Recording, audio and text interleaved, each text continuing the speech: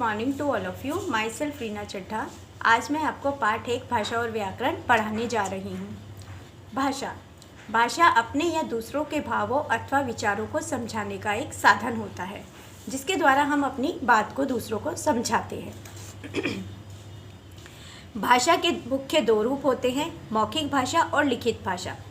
मौखिक भाषा बोलकर कही गई और सुनकर समझी गई बात मौखिक भाषा कहलाती है। जैसे कि आपको पिक्चर में दिखाई दे रहा होगा, एक लड़का और एक लड़की आपस में बात कर रहे हैं, वो अपनी बात एक दूसरे को बोल करके समझा रहे हैं। दूसरी पिक्चर आपको दिखाई दे रही होगी इस पे मोबाइल की। मोबाइल में हम मौखिक रूप में बोल करके अपनी बात दूसरों तक पहुंचाते हैं। लिखित भाषा लिखकर कही गई और पढ़कर समझी गई बात लिखित भाषा कहलाती है। लिखित भाषा देखिए, आपको यहाँ पर कंप्यूटर की पिक्चर दिखाई दे रही होगी। कंप्यूटर में हम लिख करके अपनी बात को समझ सकते हैं। दूसरी तरफ आपको पुस्तक दिखाई दे रही होगी और नीचे समाचार पत्र यानी न्यूज़पेपर। इनमें भी हम लिखी हुई बातों को पढ़ करके समझते हैं। तो लिखित भाषा और मौखिक भाषा भाषा के 2 मुख्य रूप हैं। दूसरा टॉपिक है हमारा लिपि। लिपि क्या होती है? जो कुछ भी हम बोलते हैं उनको लिखने के लिए कुछ चिन्ह निर्धारित हैं। इन चिन्हों के लिखने का ढंग लिपि से ही संभव होता है। सभी भाषाओं की लिपियां अलग अलग होती हैं। लिपि की क्या परिभाषा है ये मैं अब आपको बता रही हूँ। भाषा के लिखने के ढंग को लिपि कहते हैं। हिंदी, मराठी, संस्कृत और गुजराती ये चारों भाषाएं देवनागरी लिपि में लिखी जाती हैं।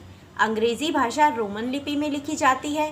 पंजाबी भाषा गुरुमुखी लिपि में लिखी जाती है तथा उर्दू भाषा फारसी लिपि में लिखी जाती है।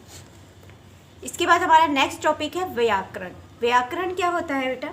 व्याकरण की सहायता से हम वर्णों, शब्दों और वाक्यों को उनके शुद्ध रूप में बोलना, लिखना और पढ़ना सीखते हैं। जैसा कि मैं अभी आपको एक सेंटेंस बोलकर बता रही हूँ, लड़की खेल रहा है। लड़की के लिए पुल्लिंग क्रिया रहा है का प्रयोग सही नहीं है।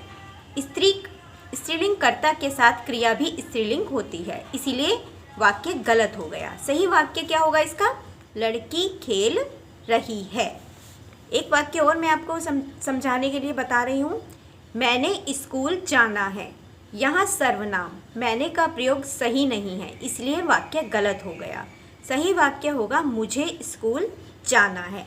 अर्थात व्याकरण हमें भाषा को शुद्ध रूप में बोलना, लिखना और पढ़ना सिखाती है। विशेष हिंदी हमारी राष्ट्रभाषा है। 14 सितंबर को हम हिंदी दिवस के रूप में मनाते हैं। भारतीय संविधान में 22 भाषाओं को मान्यता प्राप्त है। उम्मीद करती हूँ आपको ये पाठ समझ में आ गया होगा। धन्यवाद।